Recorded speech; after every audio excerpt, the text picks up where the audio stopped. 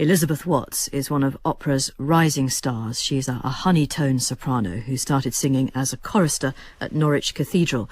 Her debut album of Schubert's Lieder got wonderful reviews, with critics raving about her artistry and vocal control, well beyond her age, they said. Good morning, Elizabeth. Good morning. You are truly evangelical about this music, aren't you, and about these songs. You really want to get them out there. I do. I just think it's just such wonderful music, and people are very familiar with things like Schubert's Ave Maria, but they don't know the rest of Schubert's songs, and people feel like it's in German. I don't know whether to sort of investigate this. It's a bit, and I think people shouldn't be scared to. People can read the translations, or they can just listen to the songs as they are. Is it that people just don't like to hear German song? The language, perhaps, to some people, seems like not really the language of love. They don't want to hear it that way. I don't think so. I think it's just unfamiliarity. I think when German has all these wonderful consonants and wonderful ways of doing things, and the composers are writing for that language. So when you have a native composer writing in their native language, they can write as well about love as anyone else. Well, I know that some of the critics have said that you are too young to sing Schubert, and you would say, in response to that? Well, I would say Schubert was 31 when he died, and I'm 30. Des Mädchens Klage was written when he was 18. So it's quite extraordinary. If you had an 18-year-old son who wrote something like that, you'd be quite impressed, I think. I just feel like, Schubert was a young person. Yes, if I recorded this music in another 10 years, I'd have something different to say, but I have something to say about it now as me. And I don't want Schubert's seen as the sort of holy grail of song, and rightly so. It's wonderful music, but I don't think we should put it in a box and only let certain people touch it.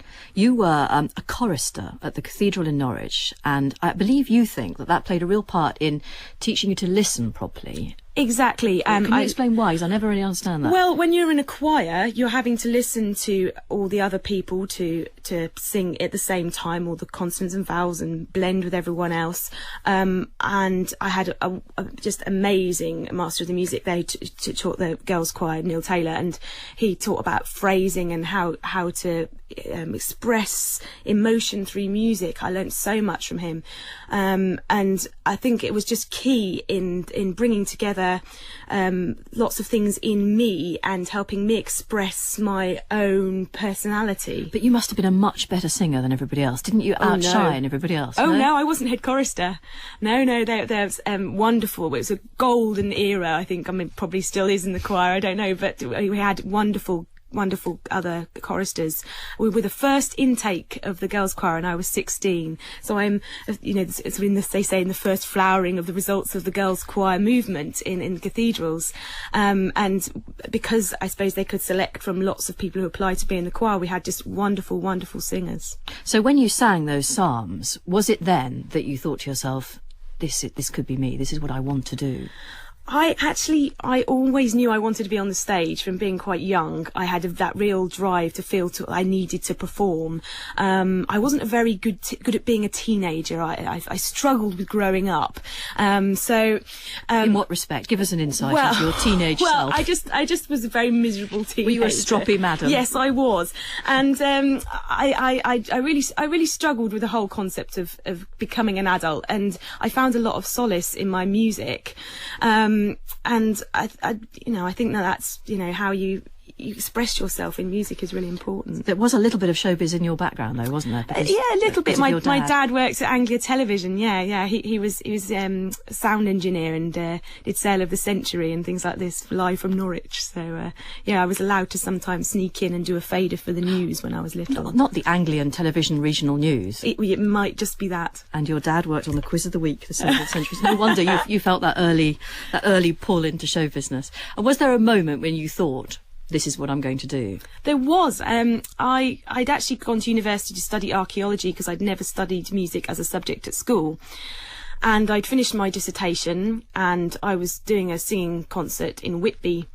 And so everything with my degree was over. So I sat on the Whitby steps and thought, right, what am I going to do? Am I going to do this master's in cognitive evolution that I was thinking of doing, or am I going to become a singer? And I decided to become a singer, and I went and bought a notebook and I wrote down the Whitby resolutions about all the things I felt I wanted and needed to do to become a good enough standard to go to music college, and I tried to do those. I have to say, Elizabeth, that is exceedingly impressive. But I don't think I've ever interviewed an opera singer who isn't also prodigiously academically gifted. You all seem to have degrees in astrophysics. In your case, it's archaeology. There seem to be so many other things you could have done. I think so, but I feel there was only one thing that I was meant to do. And that's sing. And this is it. And I talked last week, actually, to a very young, gifted Russian violinist called Alina Ibragimova, who said that she had just conquered her nerves by telling herself at the age of 12 never to get nervous again. So what do you do? I think for me, I tend not to get nervous because it's about the music and it's not about my ego and it's not about who I am. It's about expressing the music and expressing the text, expressing the composer. And that's how I try to see it. I think as well, when you do something a lot, you get a lot less nervous about it, to be sure. But yeah, I think that's how I try and see it, that it's not about me, it's about the music. Is it really that simple, that you just put yourself outside the experience and let the music speak for itself?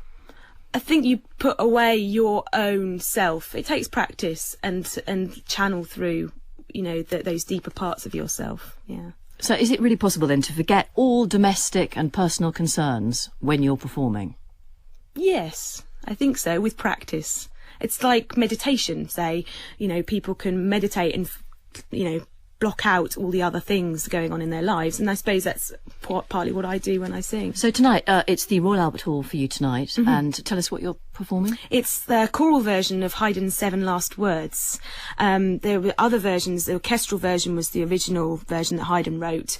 It was also written for string quartet, and the choral version he produced around 1795, something like that. And it was very popular in his day. It was seen as one of Haydn's best works and performed a lot, but less so now. I think the Creation and the Seasons might be works of Haydn oratorio that people are more familiar with.